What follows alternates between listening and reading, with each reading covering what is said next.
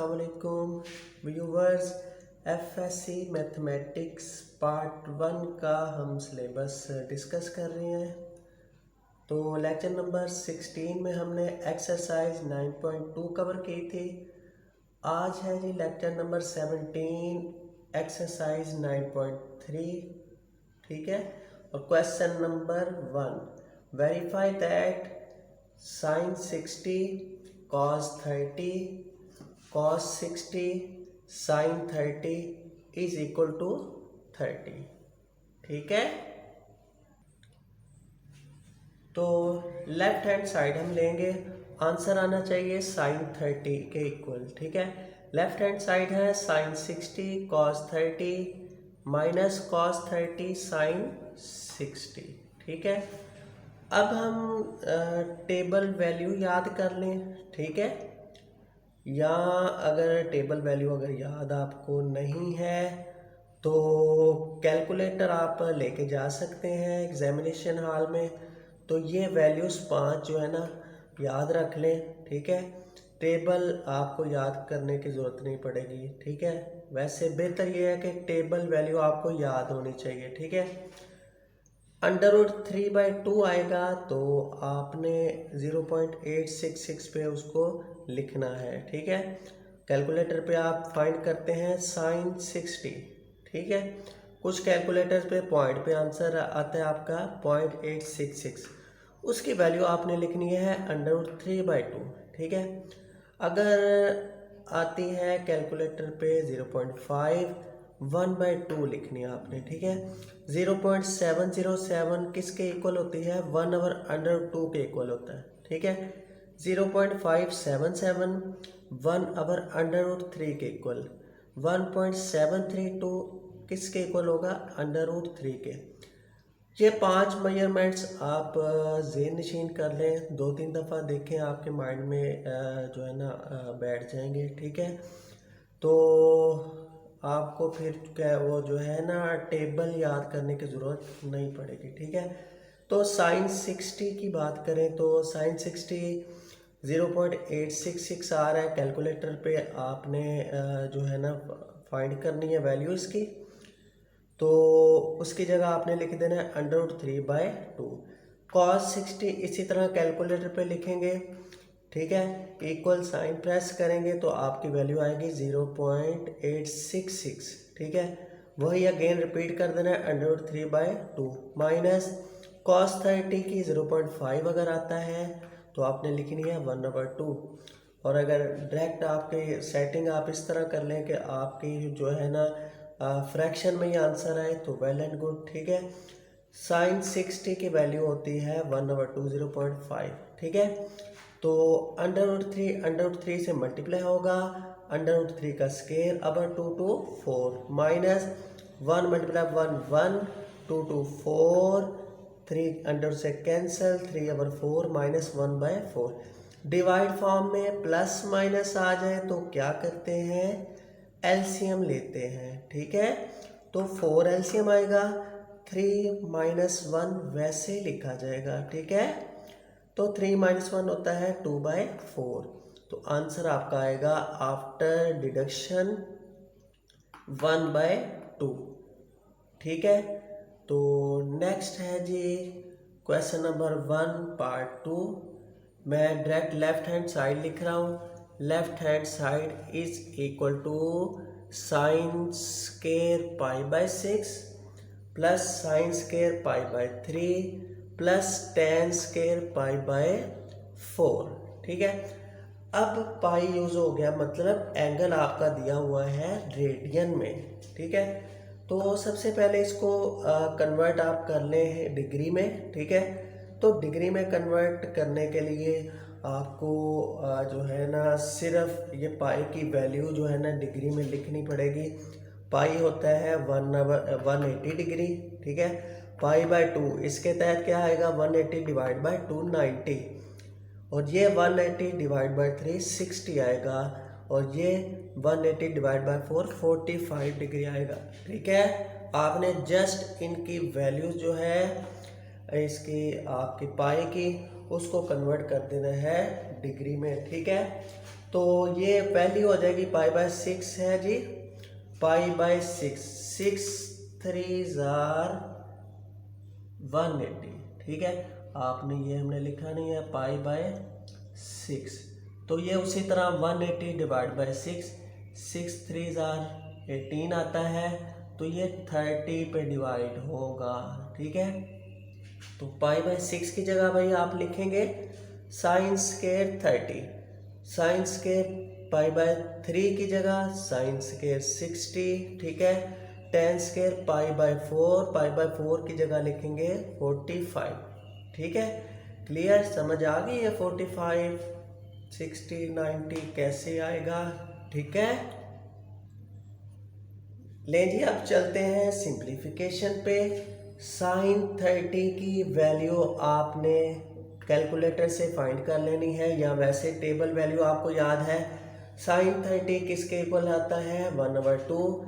तो कैलकुलेटर पे आप करेंगे तो साइन 30 आपका आएगा 0.5। तो 0.5 मैंने आपको बोला है 1/2 लिखना है आपने, 1/2 0.5 होता है।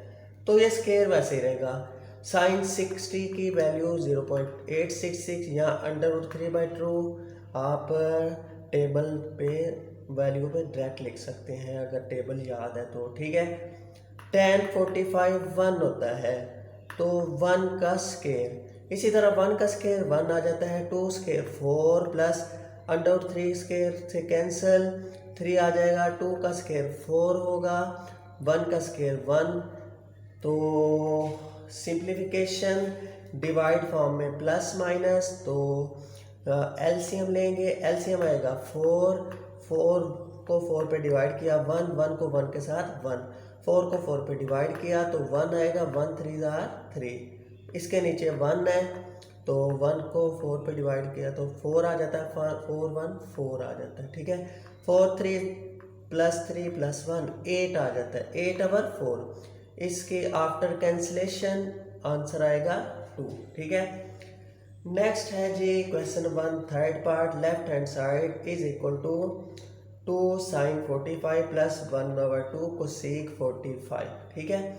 राइट साइड पे आंसर आना चाहिए 3/√2। मैं लेफ्ट साइड डायरेक्ट लिख रहा हूँ, 2 वैसे रहेगा।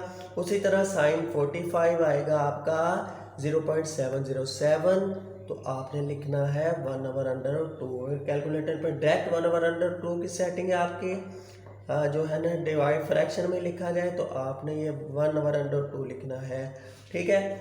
तो कुछ कैलकुलेटर पे ऐसे लिखा जाता है जी √2/2, इसका मतलब यही होता है, देखें √2 है, ये नीचे वाले 2 को हम 2 टाइम √2 में लिख सकते हैं। √2 का स्केयर √ से कैंसिल 2 ही होता है, एक कैंसिल बाकी आ जाता है 1/√2, ठीक है। तो कुछ कैलकुलेटर पे √2/2 आएगा, ठीक है। तो आप लिखेंगे 1/√2 प्लस 1/2 कोसेक 45। पहले आप साइन 45 की वैल्यू फाइंड करेंगे, ठीक है। कोसेक कैलकुलेटर पे नहीं लिखा जाता तो आपने साइन की वैल्यू लिखनी है। साइन 45 होता है 1/√2, मतलब 0.707 आएगा, तो 1/√2 उसका रेसिप्रोकल करके लिख लेना है, √2/1। 2 को 1 के साथ 2 आ जाएगा, 2/√2, 1 मल्टीप्लाई √2/2 1 2। इन दोनों का एलसीएम लेंगे, एलसीएम समझ लीजिए इधर 2/2 एलसीएम है, √2 से कैंसिल बाकी बच जाता है 2।